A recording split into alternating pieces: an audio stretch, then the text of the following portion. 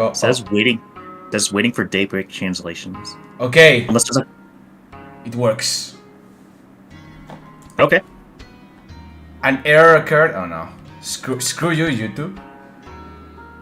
You will never be my real mom. Okay, there you go. Well, here it says here it says it's capped to 1 hour. Yeah, well, it's capped to whatever the hell we want. This is my answer. Okay, yeah, there you no, go. yeah, I don't mind going longer, shorter, whatever. It's all good. Good. Okay. I'll copy the URL. Wait, but I already posted it, didn't I? You posted on your server, yeah. Yeah, just in case. There you go, just in case. Okay, let's just wait like a couple minutes to see if people join or not, and from there we can go. Yep, that's fine.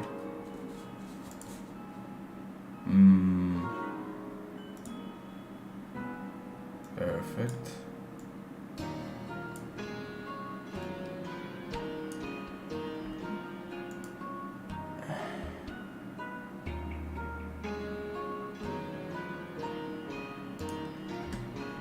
That's fine.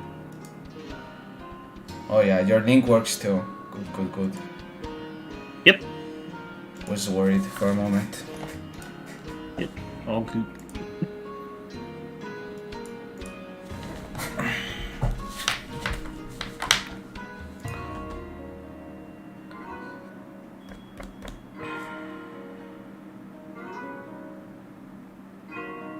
Okay. Actually, before we start, I'm gonna get water real quick. Yeah, no problem. Go for it.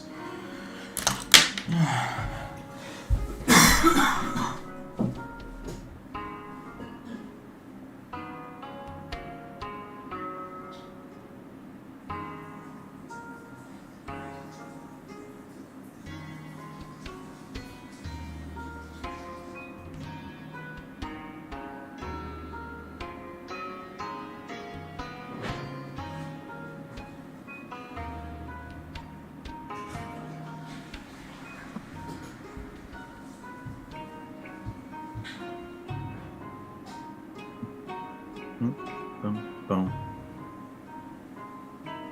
Dun dun dun dun dun bum bum bum bum bum bum bum bum bum bum bum bum bum bum.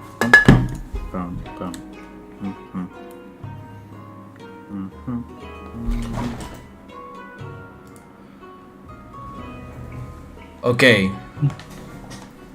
Okay. I think we should start. Let's do it. Okay. So welcome to the current viewers and future viewers to another funny podcast with your boy B. Today with someone who is famous. You know, we've had random so far. Fuck them. Now we have a really famous person right here. It's Ange. He's been in this community for how long by now? Like what? 7-8 years, maybe even more. And he even has a YouTube channel and everything. How many subs? Like 2,000 or more? It's considering it's a YouTube channel for visual notes, it's pretty impressive, you know? Something we'll probably never achieve in our lifetime. Yeah. Oh, well, yeah, first of all, yeah, thanks to be here. I actually always like to get interviewed. Interviews are fun. And yeah, I've been in the community for about, at least 2015, if not earlier. I mean, at least the Reddit community. I've definitely liked visual novels a bit longer than that. But as far as like actually communicating, like outside like little small communities, it's I've been over since like 7-8 years, and I have 2K, a little over 2K subs, which honestly still really surprises me. I mean, I'm not the biggest visual novel YouTuber, but like the fact that breaking 1K was already big enough, breaking 2K is like, man, still kind of weird to think about. And honestly, a lot of people say I'm popular or whatever, but I'm like, I always feel like I'm not. But then like sometimes I like take a step back, like, okay, yeah, I guess a lot of people at least know me, or at least compared to like the average visual novel fan, I guess. I mean, you say that, but as far as I'm aware, you ask a random from any server, and there's a high chance they know who you are, so at that point I would say that it's some sort of fame, so blushy moment. Sure. God, you've been a figure. Actually, I've known you ever since I joined in this community, which was 2017. Let's say early 2016, more or less that period. And I used to be someone who criticized you quite a bit in private servers with my friends, because back then I was part of this elitist crew. You know these people who consider themselves elitists, who profess themselves as literature experts and everything. And I used to criticize your takes quite a bit along with my friends. So Ooh. Oh yeah, how the tables have turned, if I might say so myself. This might be weird to say, but I'm honestly interested, like, what you're criticizing about. Like, a lot of people, you're used to people saying you like me, but I know there have been people who have criticized me openly or not so openly. So I'm guessing you just didn't like how I was. I don't know, maybe a big Moe fan, a big H-Scene fan. I don't know. I'm kind of curious what it was exactly. Oh, it was basic. Like, part of it was very petty, which was we didn't like your taste in just Moe, and I guess the least petty one was that you had this take. I don't know if you still have it, where you said that prose didn't matter too much when it came to reading visual novels. That prose wasn't that important, or readability. Let's put it that way. And we criticized the hell out of that, especially. We didn't like that you actually pushed for that back in the day. Like, nowadays, I don't really care. People can read whatever they want. I couldn't give less of a damn. But I wonder if it's still something you support and push for, if you can. Yeah, I guess to elaborate on it, I guess maybe it was a take of maybe naive innocence, or a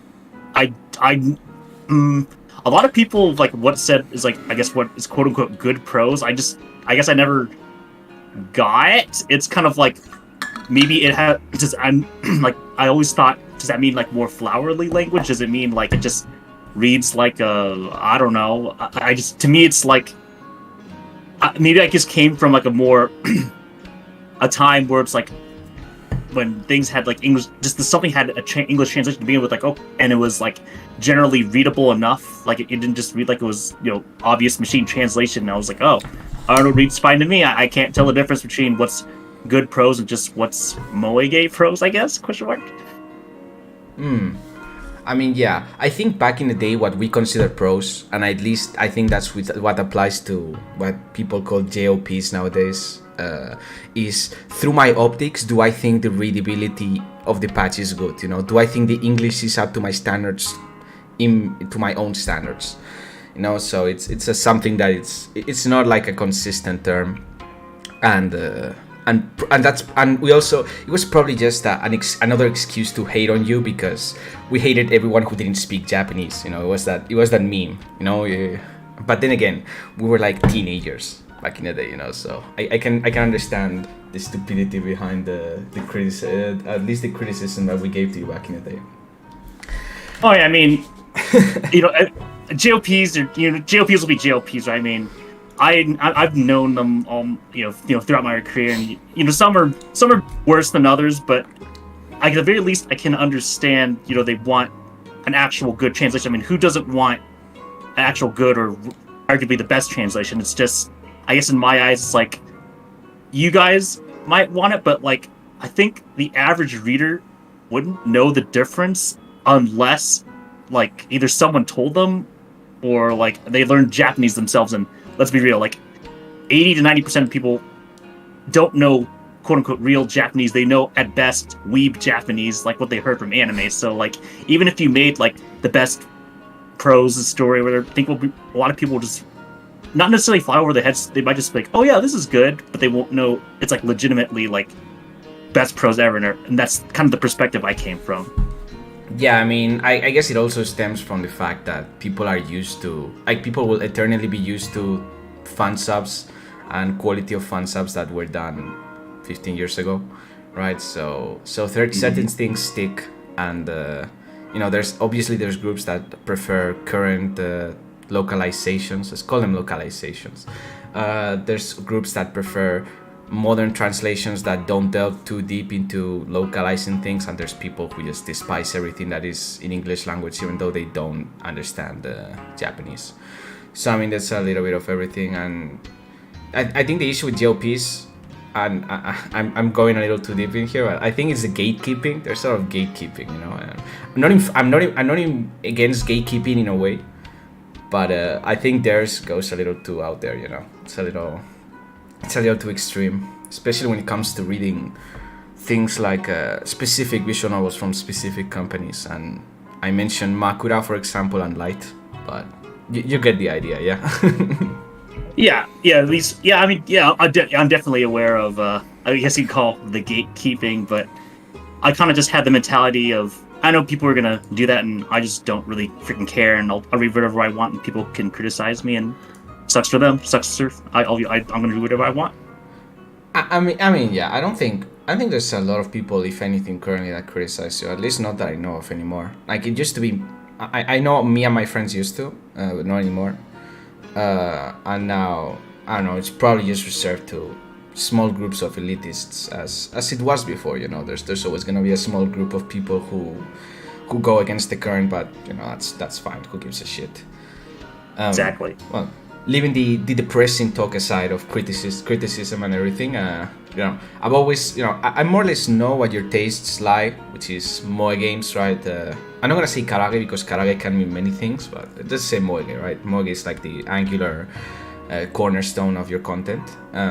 What are your 3 favorite games? If you had to, like, say 3 favorite visual novels or 3 experiences you remember very well reading throughout all of these Okay, years.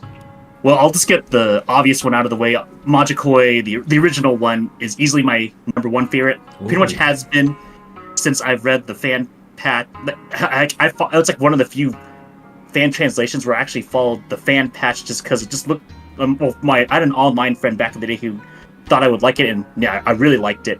But a top 3 has always been excessively difficult. But honestly, it's funny you say, like, I'm known as a moe fan, but believe it or not, I actually started visual novels liking the story or character-driven visual novels, and I guess if I had to, like, pick my favorite classic character drama-oriented visual novel, definitely Sharan no Kuni, the one that's you know, forever cursed by Front Wing for the official translation, but I don't know, to me, Sharan no Kuni is, as far as, like, story VNs go, it's perfect. Or okay, let's stretch that. It's almost perfect, but it has really good pacing. I really like the chapter system. The characters are all really interesting. I really like the psychological element. I actually kind of wish more visual novels these days had good psychological execution stuff done well. But yeah, taking a 3rd favorite to kind of, let's see. So I did Majikoi, and I guess I have a feeling we're going to talk about it later anyway, so I'll just say the original If My Heart Had Wings or Konosora, because, yeah, that one just has a very special place in my heart for many reasons, but... Damn, so you are a classic Akabe fan then.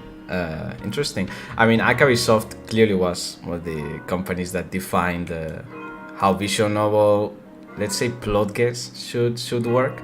So I'm actually kind of surprised that Shari no Kuni is one of your favorites, but, you know, it was definitely one of Loose Boy's best works, you know.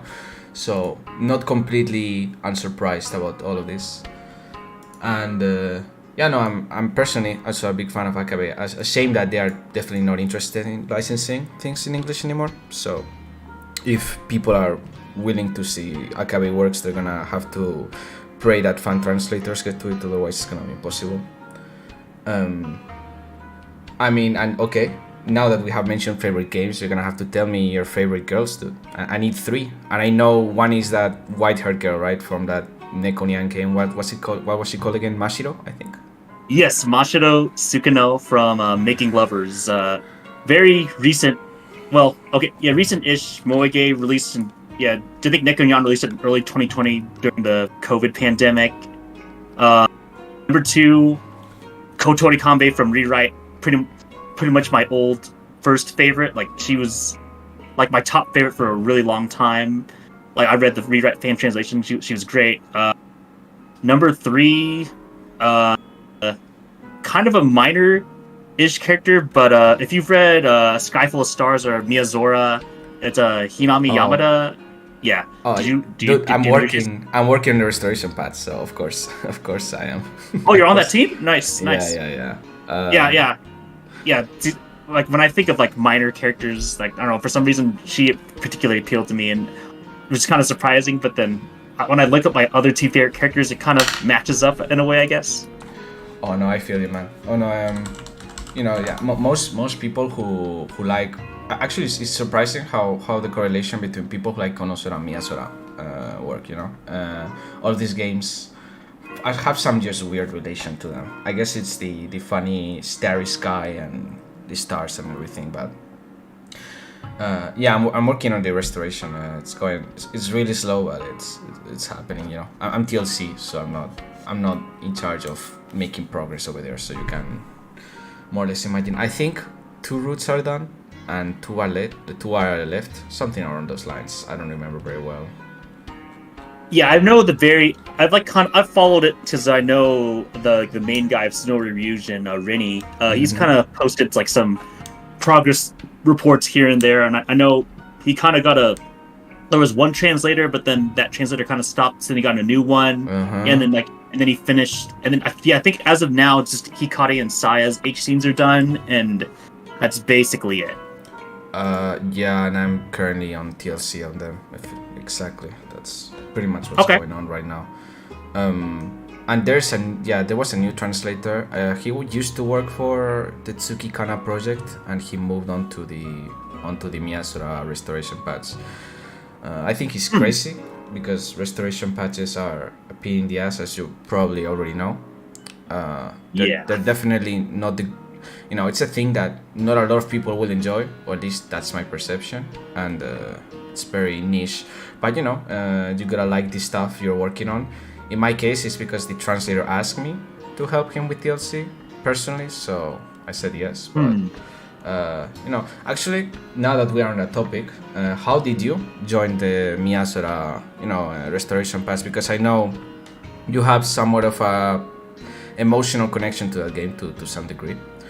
And to get into fan translation groups and start working, it's actually kind of a chore sometimes. You need to know who to talk to, where to move yourself into. How was that process of getting inside and or at least even deciding? Like, how did you decide you wanted to work on that restoration patch, and how do you get inside? You know what I mean, right? Yeah, sure. So kind of working from chronological. So before I joined, I actually had not read any version of If My Heart Had Wings or Konosora, because at the time there was like I guess you can call like a lazy restoration patch where they just kind of put the H scenes back in, but like the English didn't read well. So when I heard that, like, okay, yeah, I won't read it. But then I saw it was on Fua Novel, the head translator had a topic. That was like the only place where you can like keep track of like what the translation progress was. I'm like, oh yeah, I'll follow this. Even though I hadn't read the visual novel at that point, I just kind of knew it would kind of be my thing. I kind of like wholesome slice of life, and that's basically what it turned out to be. But yeah, at the time I had no idea if for 100% if I'd like it. I just had a good feeling. So I followed the translation. It took several years, as people back then would probably know. But as far as how I got into the project itself, I think when I don't remember if it was when the editing was almost done or something. That's when the topic, the head translator put up notice that said, hey, by the way, we're hiring people to QA, QC, or test. I can't remember which term they used, but yeah, to basically test the game. And I think the idea was get one person a route or something. And I was following the project, and I was like, I've always I like visual novels a lot, obviously, and I figured if I was gonna join one project, why not just give this a shot? And what helps, I don't know if this is well known, but I actually do quality assurance QA for IRL real job. So it was almost like a perfect fit for me. I was like, oh, well, I kind of do this for a living. Like I do software QA, computer software QA. So Ooh. why not just try it for like on this volunteer project just because I've been wanting to read this VN, but like at the same time, I obviously want it to be good because I guess someone who's part of quality assurance, I kind of know the idea of like at least in my opinion, what good quality is, at least as far as a consumer experience. So I requested join in and they let me in. There was like a private group chat on Fua Novel, and then that's how I got let in, and then they signed me a route, and then that's how I started. Wait, so you communicated through the private message system in our website with the other team members? I can't remember if I replied to the recruitment post and then I got a DM, or I DM'd the guy because he said DM me if you're interested. One of those things happened, and that's how I got in. Oh, and then once you got in, the communication was done through like Fua Novel or through an external system like Skype or Discord, or I don't know if back then Discord was a thing, but it was fully through the Fua Novel group chat. Yeah, I think at that point. Yeah, I don't even know. I can't even. God, how long? I don't know if Discord. Either Discord wasn't a thing yet, or it was like its first year. Like it was just starting up, and not everybody was using it yet. Well, for those listening, Fua Novel's message system is incredibly inefficient and exhausting to use. But I mean, heroes. If they actually managed to pull that out with that, I'd say they're heroes in my book. Yeah, it was usable, I guess. Like it got the job. Like you got to see. I don't know. Like the problem is, well, the good and bad thing is since all the messages, there's like a message limit per page. So like if let's say you had a group chat of like 200 messages and only show like 30, 50 per page, you have to go through pages. So doing a Control F wasn't easy. If you wanted to find history, you just kind of had to go through like, okay, I relatively remember when we talked about this issue, and that's it. Oh god, yeah. I mean, I've seen everything. I've seen teams who communicated through email, like straight up. Like they made email groups and they just communicated that way. It was exasperating to watch. Like actually, it hurt. Like deep inside, it just hurts, man. Once you find the good communication methods, like back then Skype was the thing, but I guess Discord later, IRC before Skype, those things, you just cannot go back. And yeah, were you assigned routes, or did you just go through the entire game when it came to Miyasura? Yeah, so for the If I Heart Wings Konosora projects, so the original idea was we would get one route each. So see, there's 5 routes: Ageha, Kotori, Amane, Asa, and Yoru. And I guess there's a bad end, but that's like 20 lines, who cares? But originally I was just assigned Ageha's route. And I went through it. It was the route that like was infamously known to be the most butchered by the Moe novel release. So I was like, oh, that's interesting. So I'll take it. I like childhood friends, and I'm kind of interested to see like how it would turn up. And yeah, I went through it. Didn't like the route itself as much as I thought, but I kind of figured out slowly what QAing and QCing or Qing was like. There's a lot of readability or text readability issues that I had reported, and thankfully they were kind enough to fix.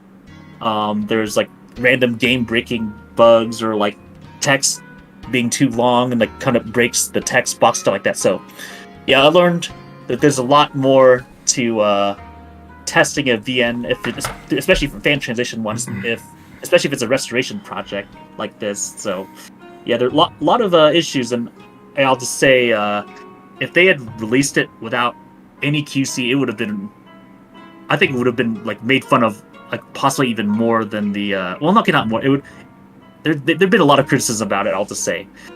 But to go more of like so basically once I finished the route, unfortunately, all the other QCers either dipped or they just kind of ghosted the project slowly. Like, Oh yeah. I don't want to name names, but there's one guy in particular who's like, "Oh yeah, I'm gonna move. I'm gonna get." I think he was basically like, "Yeah, I'm gonna be part of a paid translation group now, so I'm just not gonna be part of this anymore." And then the other two people, like, I didn't know their names, so they just. One guy was like excessively slow, and the other two or three just they signed up, but then just never reported anything. So I was like, "Hey, should I just read the whole thing at this point?" And then because I was still at that point, I just read Agiha's route, and I was still interested to read the rest. So I'm like, well, might as well just read the rest of the thing. And yeah, sure enough, they said yes. So I basically was the only person who read the entire thing for QC purposes. Holy shit. I mean, yeah, I get you, man. The ghosting thing is a very common thing, especially in fan translation. Although for QA, I'm actually surprised. I thought that was more of a translator/editor thing, but I guess not. Then again, the ghosting thing for translators and editors, I think it's way less common nowadays than what it was, at least back then.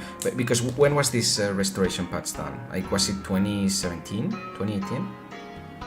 Yeah, something. Yeah, I can quickly check on VNDB, but I'm pretty sure it was in like 20. Yeah, we were working on it.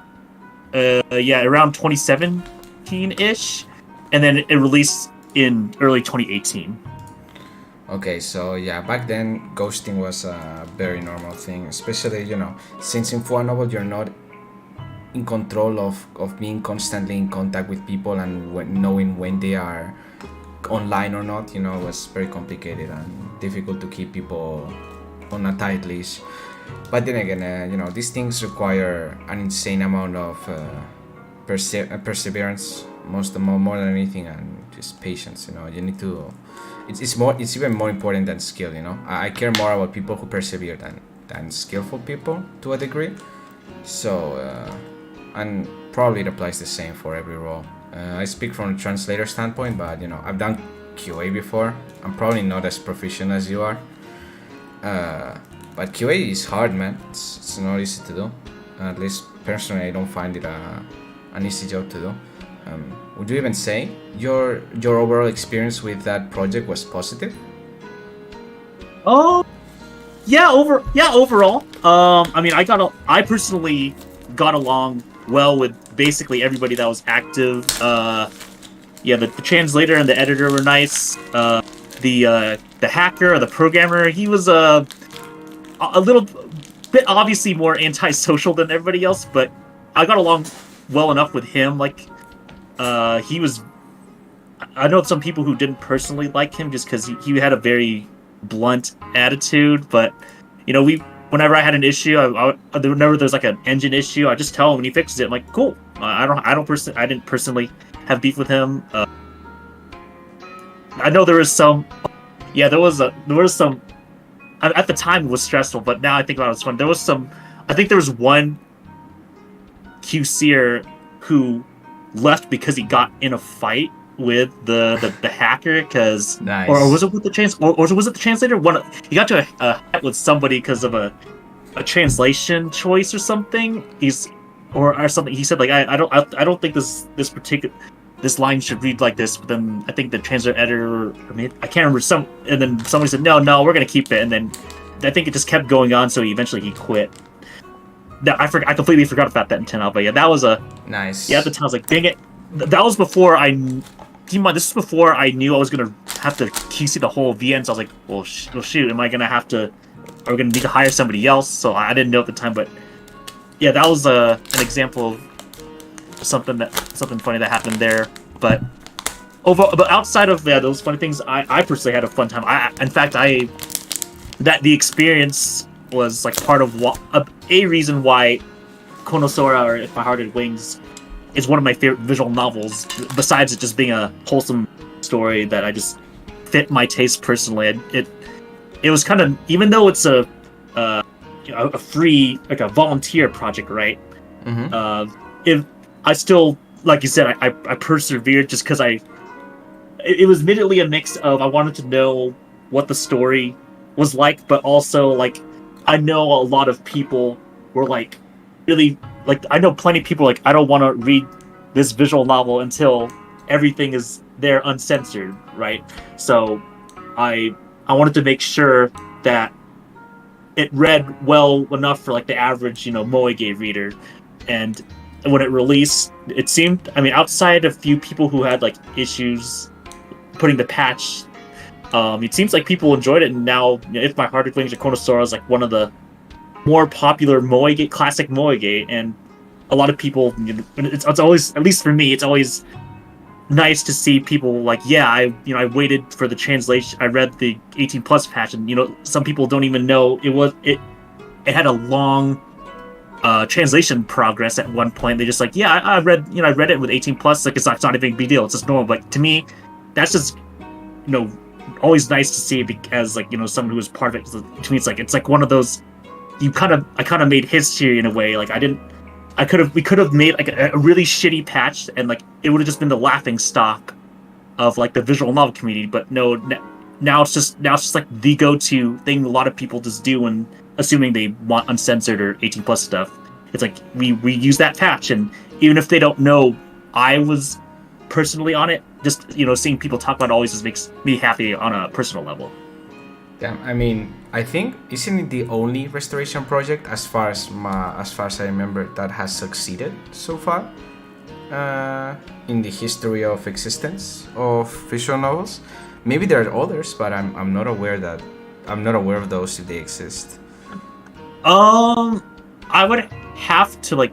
There probably is like probably at least one or two minor ones, but of all, this is definitely the biggest one that completed by far. Like that, because Moe novel was extremely infamous, and this visual novel was honestly pretty popular despite the censorship on Steam. So that's probably why a lot of people were looking forward to it. But yeah, I think at the very least it's the biggest one I could think of that actually completed. We still, like for example, we still have the cyanotype one. We still have the Miyazora one. We still, and then those are like the other big ones I can think of that have a restoration patch that's ongoing. But and they are not scheduled to come out anytime soon either. But well, that's some. So you might be right. Actually, you might be right as far as big VNs, honestly. Yeah, I'm pretty sure it is the only restoration patch that has succeeded so far. At least from a big game perspective. I cannot speak for the lesser. I'm gonna say less important ones, even though it's probably not the best wording, but well. Well, I mean, to be fair, thankfully these, maybe for better for worse, with all the official translation publishers taking like every visual novel now, I think we don't have to worry as much about a lack of or 18 plus or censored stuff. So outside of like a few handful of things like the Aojashin or cyanotype, generally anything picked up that had originally 18 plus that people actually want have a patch like right from day one. So it's not as much of an issue. There's only maybe a handful. Yeah, there's only like a handful of companies that have big games that don't have 18 or don't have uncensored content or uncensored patches. So that's a good thing at least. Were you ever? I'm curious. I need to ask because my curiosity kills me. Did the company ever reach out to you, guys, or not? Or was there never any communication at all? Oh, pulled up a more novel? Never. Yeah. Like, never. It kind of seems like Moe novel doesn't really care in general about the fan base. Like, I know, I'm pretty sure people on Twitter before they got, before the fan translation patch came out, like they were probably bugging them about it. And they usually ignore those requests. So I think they just release their VNs and don't really care if people, I guess, essentially mod it to have 18 plus content. But yeah. Well, I mean, I don't know if it was Moe novel, but one of these companies, in order to not pay a translator, they would hire their own employees who knew very basic English to translate titles.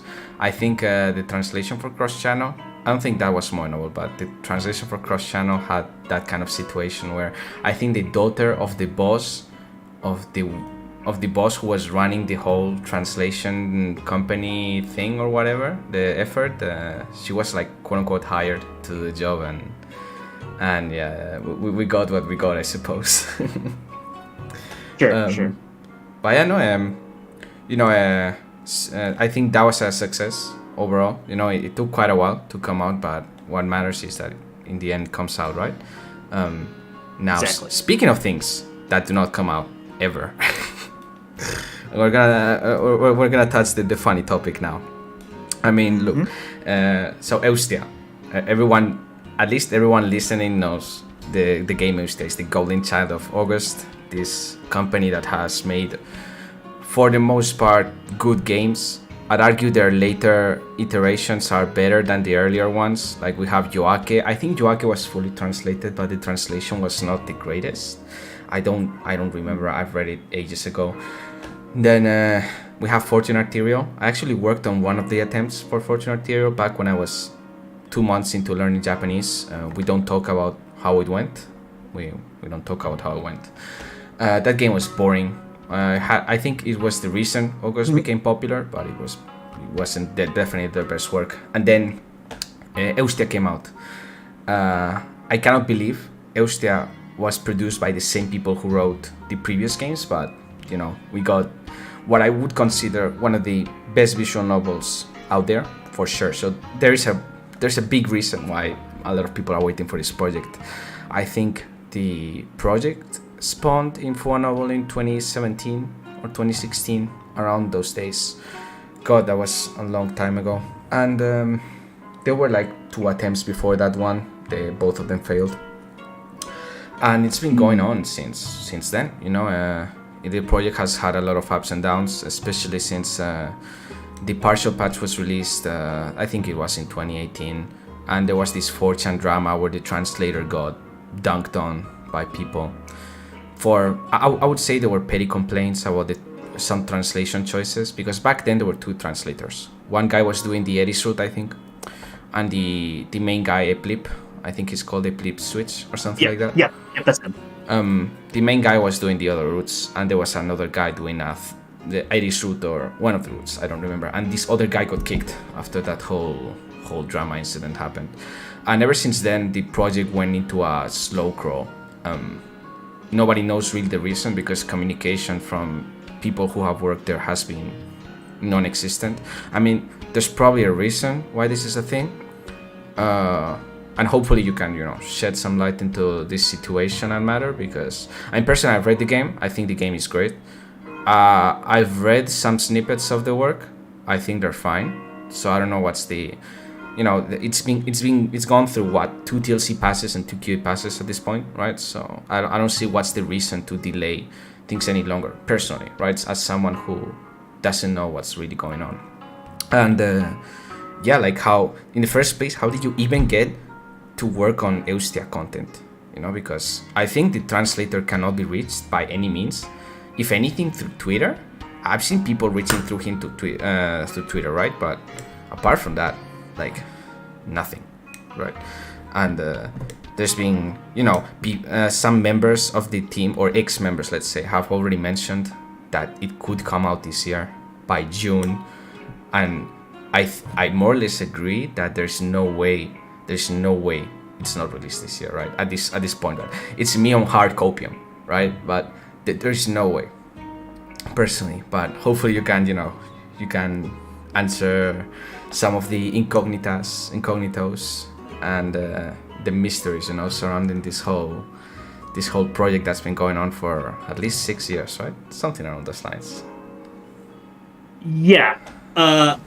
So really quickly, you brought up the drama about 4chan, and honestly, I didn't even know about it until we talked a little bit before we had this talk. But that did kind of at least shed some light on like why it was initially slow to begin with. So I guess I can understand if there was drama around a supposedly not good translation, but whatever. As far as how I got into the project, I think it was a post on Reddit that said, "Hey, the translation is actually 100%, and we're actually looking for testers now." And then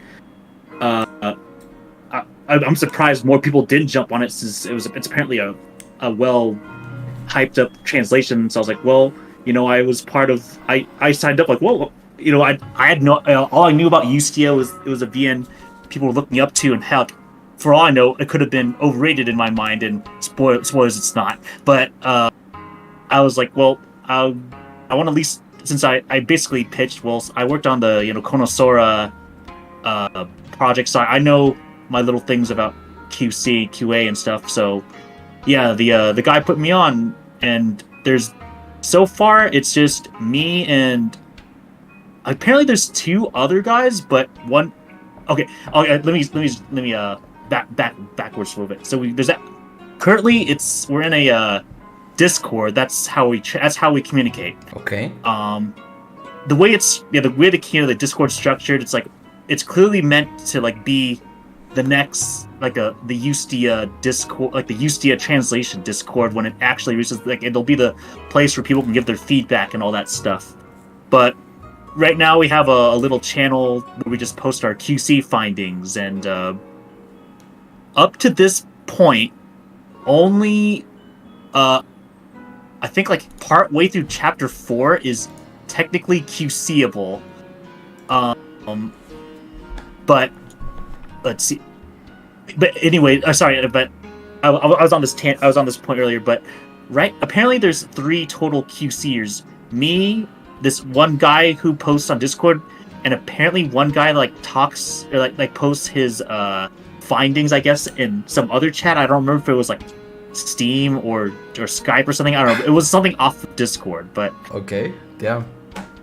Yeah, so yeah, that was interesting. So as of only thing the first thing I'll say right now is technically if I wanted to be an asshole, I could release a patch that has the full story in English. Like you can actually read through the main main 5 chapters, and it's all English translated, like no issues, right? Because the only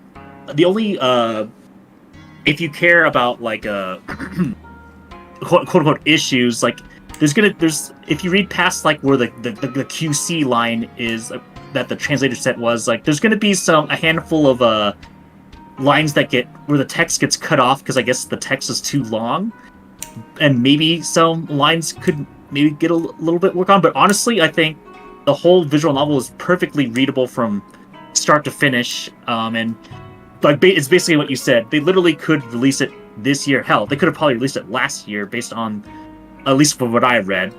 But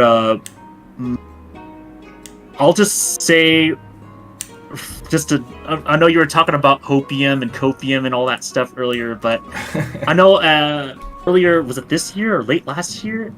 They said they plan on releasing the full patch in 2023, right? Yeah. Well, I think if you recall, even though they said the TLC from the translator was 100% complete, there's actually some other little things the Eplip guy wants to check out or wants to fiddle with, and before we can send the rest of chapter 4 and all of chapter 5 can be properly QC'd. Well, this was he made that announcement back in January 2023, and it's March 2023, and he has not given the go-ahead to continue QC from chapter 4 onwards. So Pain. Pain.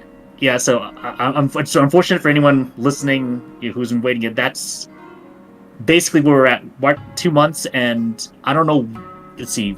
I'm trying to. Actually, I don't think I saw from check. He specifically says he has things to check for chapter 5 before he can officially call the TLC officially complete, even though he technically said it was complete 2 months ago. And the last time we were even actually able to QC was back in July 2022, back middle July. Like that was the last time like there was an actual like critique of something that needed to be changed. So we've had basically nothing to do for half a year, and we're still waiting. Holy moly, that is absolute pain and suffering. I feel sorry. I mean, yeah. Actually, I am curious. Have you been asked about this project by people in general before, or not? Or you guys generally do not get harassed to continue, except for people whining on Reddit and 4chan. I have not really been personally. I don't. In fact, I feel like honestly, it's probably been so long. People probably forgot I'm even on the project. But yeah, no one's bugged me personally, at least. I think a lot of people on Reddit just think, yeah, we're still waiting. We'll wait however long it needs, and that's it. They haven't bugged anybody. And it's like you said, the Eplip guy.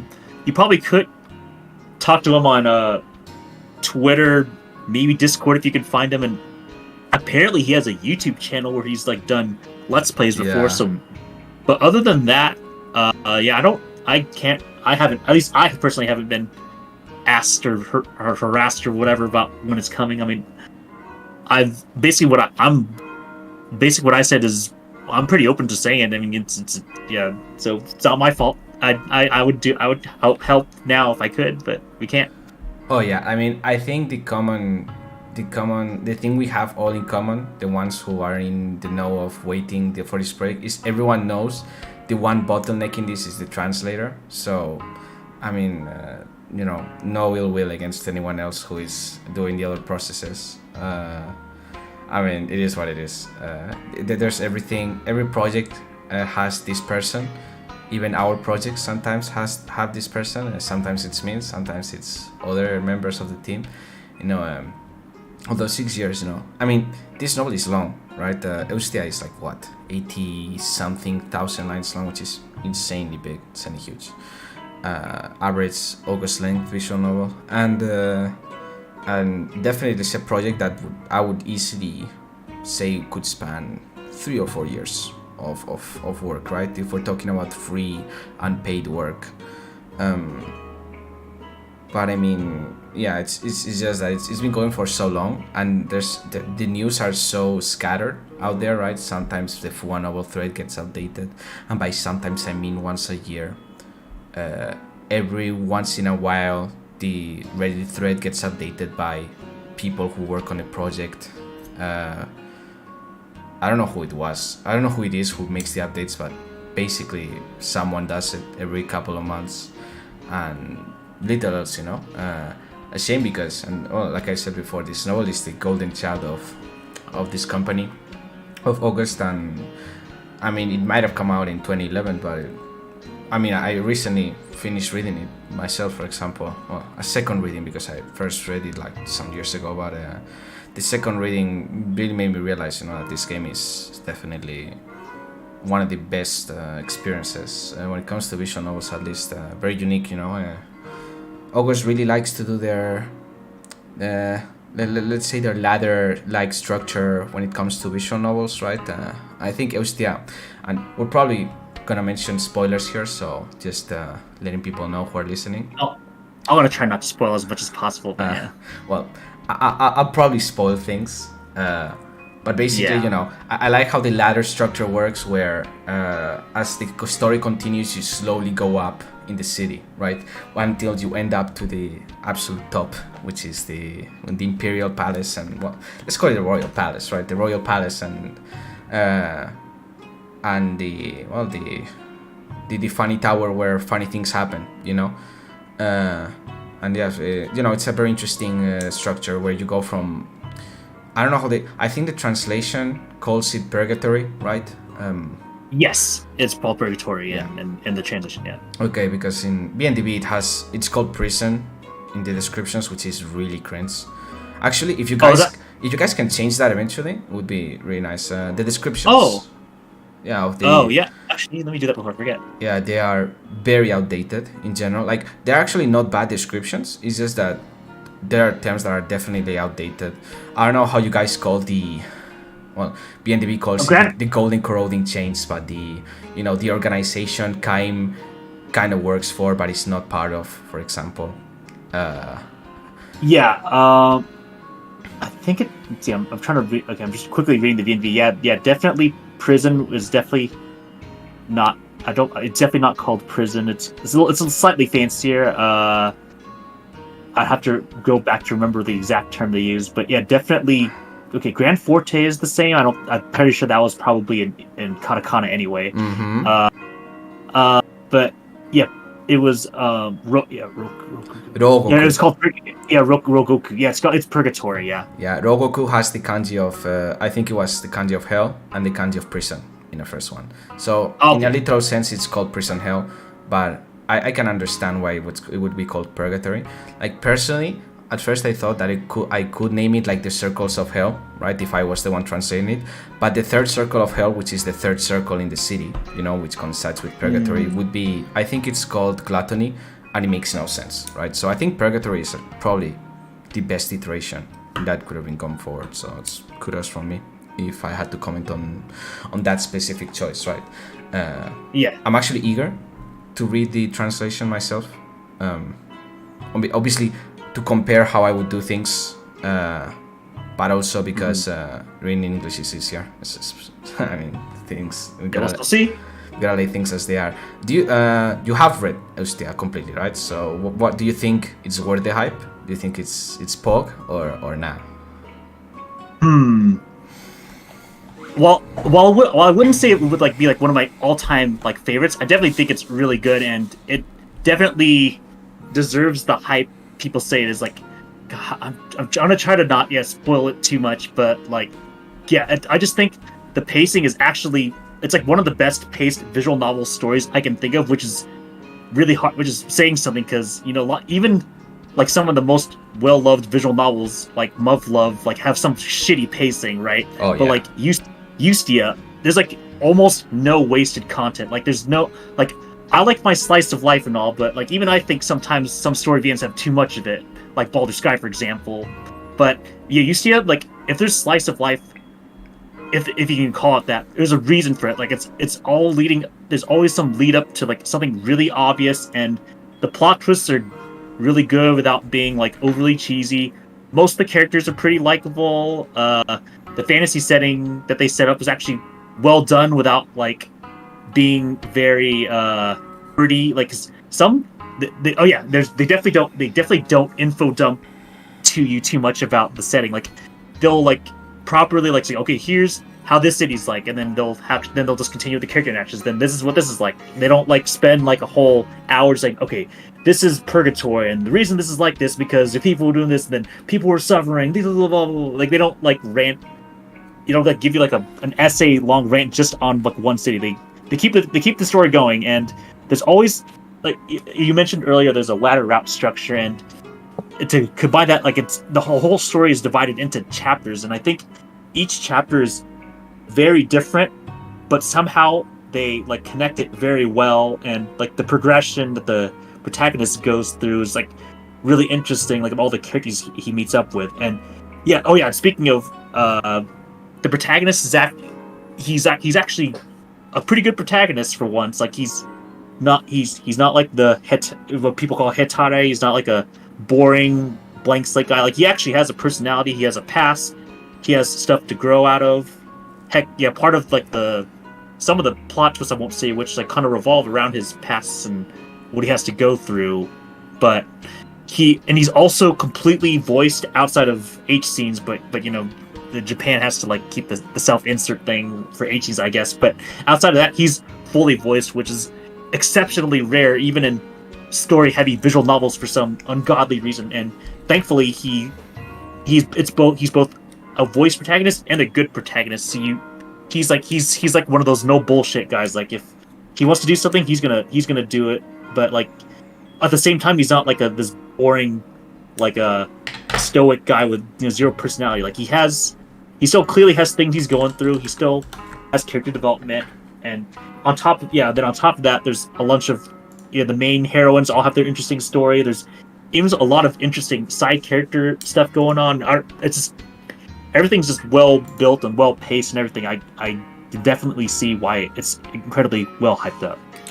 Well, I also need to mention, just in case, the voice acting that they used in this game is super high tier. For example, I'll just cite a couple of examples. Nadeo, the head of the church, that guy is the voice for Sasuke in Naruto, for example. I didn't know that. Wow. Yeah, it's pretty cool. I actually didn't notice until a friend told me. And for example, Siegfried, the boss. Let's call Kaim's best friend. Let's call him Kaim's best friend. Yeah. So Siegfried, who is Kaim's best friend, quote unquote, he's voiced Urahara from Bleach. Oh shit! I didn't know that. Yeah, and well, there's many of the other BN characters voice other super, well-known anime characters, so it's super interesting to see how at some point, these people worked on a game as this, it makes it super high profile. I think another one was Lucius. Lucius was voiced by a pretty famous guy who is well known now, but I don't remember at the moment. But yeah, it has a lot of high profile voice acting, and it's within August's I'm gonna call it recent because it's not anymore recent, but it's August's tendency to voice protagonists, because it happens in Sen no Hato as well with what was the name of the protagonist? Oh my god, I forgot. Give me a moment, I will remember. Sojin, there you go. Sojin is voiced by a very high profile voice actor in Sen no Hato, and same goes with the other heroines. But then again, Sen no Hato is like budget Eustia in my opinion, so it's still an incredible story, but budget Eustia, pretty much. I'm not complaining though, the story is good and nothing bad comes from it. Well, I would ask you if you were happy working in the Eustia team, but it seems that the project is still in progress, so that's a question for another day, I suppose. Well, I guess the thing I'll say about Eustia is maybe it's because it's had a lot of passes already. It feels like there's a lot less to critique compared to, I don't know, for Konosora, for example, there's a lot that was like, even just like simple sentences sometimes read weird, but in Eustia, it feels like it's pretty good. It's honestly pretty good as is, just in a lot of little, like, sometimes I felt like I was kind of being kind of nitpicky about like little, like, oh, I think this word would be better for this line just because it sounds like how someone in English would talk, for example, or like, I think, like a sentence needs to like kind of be switched around, so like, the nouns at the front instead of little really nitpicky things like that. It's like, it's otherwise it reads pretty well, and I guess on the little time that I've spent on it, it was a positive experience, I guess. It's just obviously we can't continue, but for various reasons, but oh well. You'll know until you finish, right? Which is what matters, and people will get their experience sooner or later, right? I actually made a bet with a friend of what comes first, Eustia or Kimi no Uso. I mean, I'm definitely winning, but Kimi no Uso, I don't even know if that's even happening, period. At least with this, I could theoretically leak the patch and it would be out. But with Kimi no Uso, who effing knows, man? Who knows? Well, I know some stuff. We can talk it after the podcast, but definitely not now. So yeah, now I'll probably ask you something completely unrelated, but I would be curious. Let's assume you know Japanese, right? And you are eager to translate something. Let's assume as well that there is no gatekeeping of titles either, or anything that is not translated yet is possible. It doesn't matter if like companies don't matter and gatekeeping doesn't matter. What title would you like to work on? What title do you think deserves to be translated, or would you like to actually read? Would you be interested in reading? Oh god, yeah. Choosing one would be tough. I know this isn't the most. Apparently, I mean, based on VNDB scores, this isn't the most popular choice. But you know how I said I'm a big Shard Okuni fan? Mm-hmm. I was honestly interested to see how supposedly mediocre Boku no Hitori Senso or Bokusen was. Apparently people think that apparently sucks. So I'm like, well, I mean, I loved Sharon and I thought G-Sen was pretty good, but like, it sucks. It sucks, man. Yeah. Really? As someone who has read Boku no Hitori Senso, Loose Boy really, he lost the plot, man. Yeah, I mean, it says something when I go on VNDB, that was literally his last thing in 2015, then he's literally never written anything since. So. Oh yeah, he got booted from Akari after that because the novel bombed in Japan so hard that that they lost big money on it, pretty much. Oh, I didn't know that much. Well, I mean, if I can't choose a VN that apparently sucks, maybe maybe something random from Poltop like Kokoro at function, or maybe, or maybe like a non-machine translated version of Your Diary from Q, because I know some people were interested in that. And Shirobune supposedly was gonna retranslate it, but they never did. So I'm like, oh, I mean, it looks nice, looks interesting. But I don't know anything about it besides the premise. But I remember there was a team working on that ages ago, and this was back when I started frequenting the scene in 2016. It was we don't talk anymore. We lost contact, but he was a Brazilian guy. He was really good, man, translating, and he was doing the retranslation of or the translation of the game in question. And I think it stopped. I don't remember why though. There was a reason, but yeah, another failed attempt to do Your Diary. I'm actually surprised you would mention those titles. I would expect, something gated, like let's say KKK, or what everyone imagines, like Shenshinkan, the successors of Daisy Ray, Sakura no Uta, the usual suspects. Well, okay, I guess. Well, as far as Sakura no Uta goes, I honestly have not finished a Makura game yet, so I can't exactly hype myself up yet. I guess hot take number 1, I haven't finished Super Heavy, and hot take number 2, I guess I was not really the biggest fan of Dies Irae myself. I don't know. I thought it was. I know a lot of people like it for. And a lot of people like the tuning. I just thought it was too edgy for my taste. There's like maybe 3 total characters I actually liked from that VN. Unfortunate, but that's something like the KKK, which I still think that's a funny acronym, by the way, is not something I'm particularly interested in. But I don't know. That's as far as quote unquote gate kept titles. Like I know there's a bunch like Hatsuyuki Sakura. That one seems interesting. It's kind of one of those, I'll read it if it's out there, but I'm not like dying to read it. Oh, that does remind me though, like on a personal level, like I know I mentioned I like the early Loose Boy stuff, I guess, but I'm also what you might call those sci-fi mystery fans. Like I love like the Infinity, like Ever 17 and Remember 11, like 2 of my favorite VNs ever, and like I always eat up like those sci-fi mystery stuff, like Root Double, I guess Zero Escape if it counts, but stuff like that. So I was actually interested in 12 Riven, even though it's not like the most it's not as popular as like the other Infinity series, but 12 Riven is one of the few non-Infinity mystery visual novels that are translated that I'm actually quite interested in seeing. And I know some of all the science fiction and stuff gets like really complicated, so I'd have to, assuming I'm a translator, I have to be like actually really smart and knowledgeable. But if I could, I'd love to do that one. That'd be great. Hell yeah, man. I mean, very respectable choices. I was expecting something different, but you definitely surprised me with those. I mean, personally, if there was no gatekeeping, or I think things that I would believe make the game difficult or nigh impossible to translate, well, I'm not gonna say nigh impossible, but difficult. I guess Oretsuba comes to mind. The Tsuryotsu games. Oh yeah, those, yeah. There was one more. I guess Senshinkan. Like those 3. Those 3 are probably on the top. Are probably untouched Kamige that will remain untouched Kamige for a long time.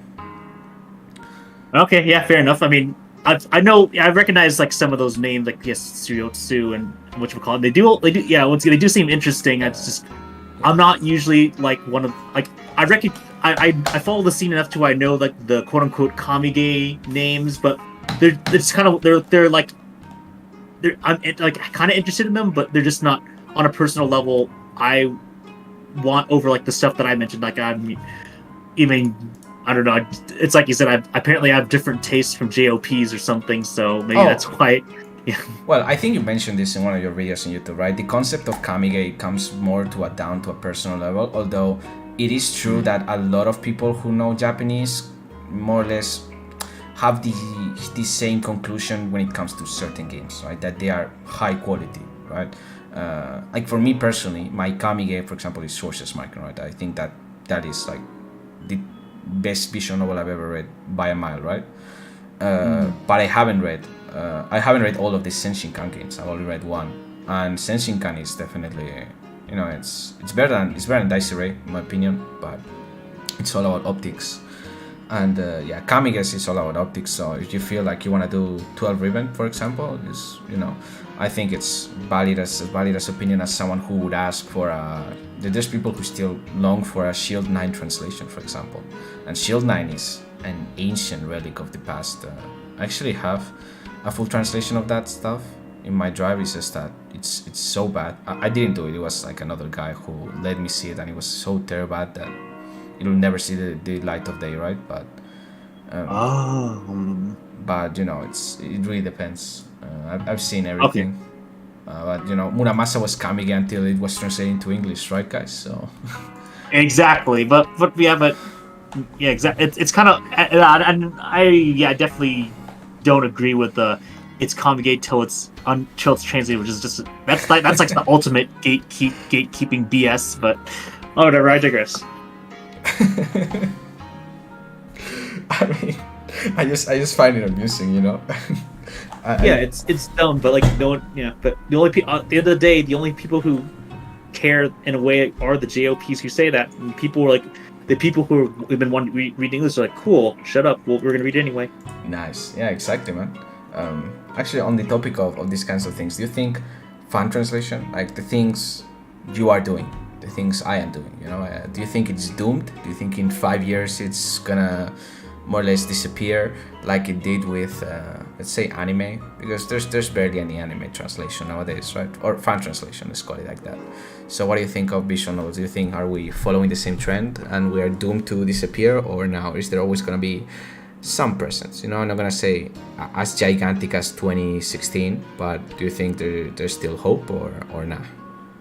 Oh, it's definitely never gonna reach 2016 where like that was like peak, like all the big stuff was coming out, right?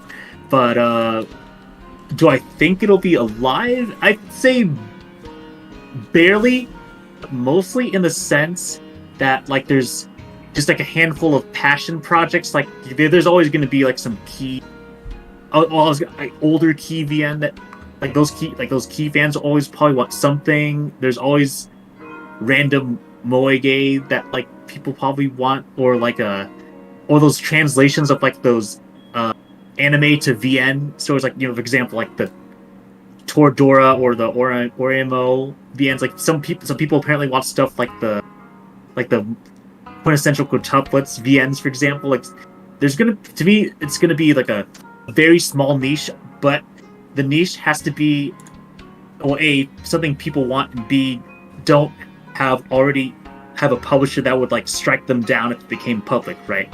So they would have to do like these subtle down low projects, like how I think Baldur Force, for example, like that just came out of nowhere.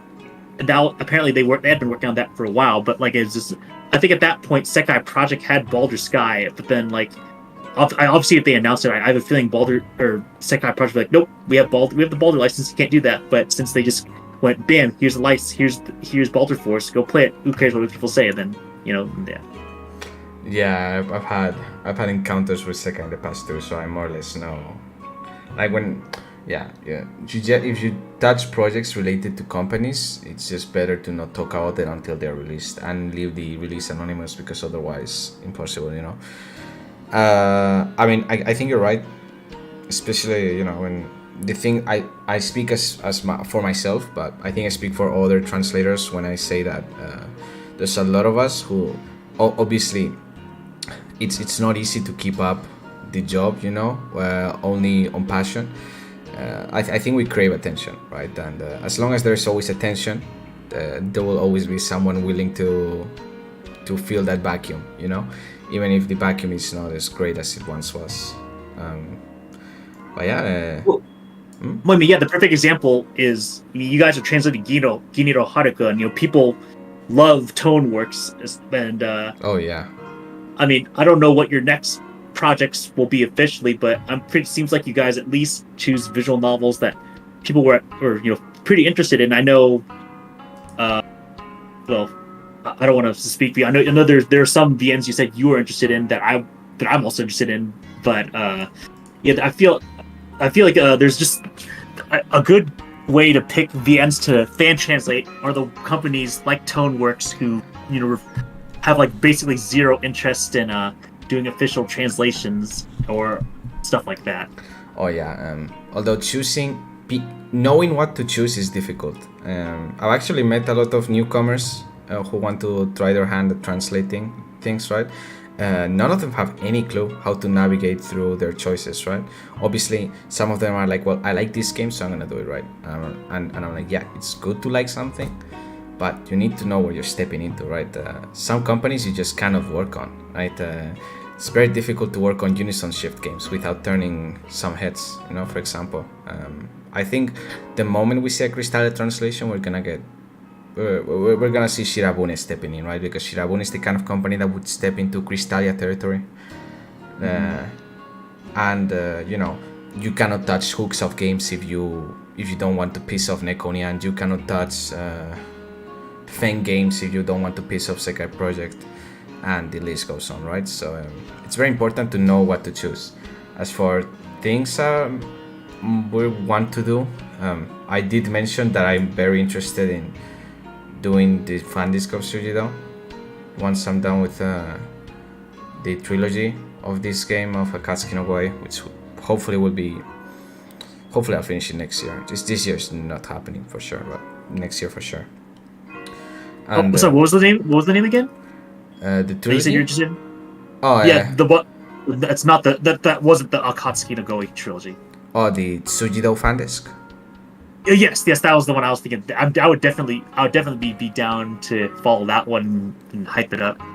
Well, I'll probably be looking for QAs and members. So if you'll be interested in joining at some point, I'll let you know. All right. Yeah. Well. But yeah, no, it's a tentative, because we all have our expiration dates, and I feel like mine is approaching, or at least I'm very tired. I'm personally tired. I've been doing this for 4 years now on a row, and I need a year to recharge or something like that. But we'll see. We'll see how it goes, because this year I'm kind of recharging. I haven't done work in months by now, so yeah. I mean, at the end of the day, these are just free. Like all these people can complain about, free fan translation products. Oh yeah, they're free, man. Like. Although don't get me wrong, it's still unfortunate when a Eustia patch takes forever, or like a Machikoi fan patch has their translator ghost the whole project after like 4.5 routes. Like, at the end of the day, we can't complain too much, because ultimately they're doing it for free, and we're essentially reading it for free as well. So true. I mean, speaking of free content, I'll call it free content, right?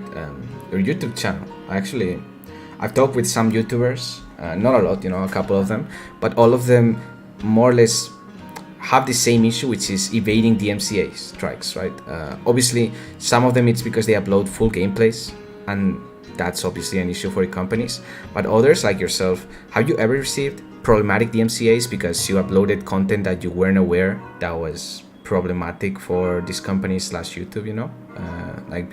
Doing it for visuals must be exhausting, man, to keep track of what you can and cannot touch. Surprisingly, no, not for copyright. If anything, current YouTube is actually pretty good at telling you, like, if you try to upload it, they'll like tell you, no, we can't make this public because, like, for example, I talked about rewrite recently, but I put if you put the soundtrack, they're like, oh, you can talk about it, but we're not gonna give you money because the company wants the money. But on my the closest thing was on my alt dump channel, where I kind of just do. It's not real content. I tried to upload a song from Alcana just because I didn't see it on YouTube, but then later I figured out Sprite is apparently one of the few companies that will actually take down stuff that have their music in it. So if you ever plan on doing Alcana content, don't put their music in, or else they'll probably take it down. But honestly, for the most part, I'm guessing most visual novel companies aren't big enough to care if you just straight up put visual novel background music everywhere. Because I mean, I put visual novel background music on basically everything, like stuff like Smee won't care, Asa Project doesn't care, Pull Top doesn't care. I think Favorite, the people who did Hoshinemo don't care, etc. Like, there's very few companies, from my experience at least, that actually actively care about DMCAs. I just don't think Eroge and visual novels are big enough to where they have to like be that proactive. It's not like, I'm stealing like Nintendo music when they're gonna like, get on my butt for like every little thing. Like, no, like I could, if I looked like on my monetization and like my videos got deleted, the stuff that got taken down for DMCAs is very, very tiny. If anything, the bigger issue would be sexual content, or like links to like stuff with sexual content. So like, if you plan on talking about a visual novel, don't put a direct link to VNDB, just because the bots will figure out that there's porn on there, and then they might strike and give you a strike for that. Or if you accidentally have a little bit too much skin showing, then that might be grounds for takedown. So I'd say, sexual content is the bigger issue compared to copyright stuff, from my experience. Damn. Well, I mean, you're definitely being more careful than most, because I know a couple of YouTubers that do gameplay exclusive videos, right? And apparently it's like a common thing to get your channel stricken down and deleted once a year, right? So yeah, I've seen you talking about Boss Quora, who's like pretty much the biggest visual novel let's player for visual novel let's play on YouTube. And I guess I can in a way I can understand just having the full playthroughs. I mean I know they're like talking while I'm reacting and whatever, but like, I guess to some companies, like, oh well, you're kind of indirectly letting people pirate the game by watching you, except the only difference is, some guy in English is talking, but you're still technically reading the whole story for free. So I mean, that I can understand, but it is unfortunate that even though people like some of these bigger YouTubers, that they just get taken down just because companies don't like the idea of indirect piracy through YouTube, I guess. I mean, as someone who is aware of how companies and copyrights work, not because I'm at least related to anime media, Japanese companies are also really predatory when it comes to those things, so I can kind of get why that would happen, It's just they know they're playing with fire, right? So and they like the game, so might as well go for it, right? At least that's how I see it. Mm-hmm. Yeah, actually checking, we've been way over the hour mark by now, so definitely, that's fine. So I think I'm gonna close it for today, although because I still have a lot of questions, but I think we would take another extra hour to answer those, and I definitely don't have that time because it's 4 a.m. So go to sleep, my man. Look, I'll probably stay up for a bit more, but I think I'm gonna close it here, and you can come in another day, right? For sure. Of course. I'll have more questions for sure. I guess I said at the beginning, I love being interviewed, so if you have any more ask, I'm down whenever. It sounds nice, man. Okay, then to everyone watching, thank you. There's been a lot of things said today. There will be more things said in the future. Be sure to like and subscribe, and tell your mom to subscribe too, okay? Because I need the funny numbers to go up. And thank you for watching.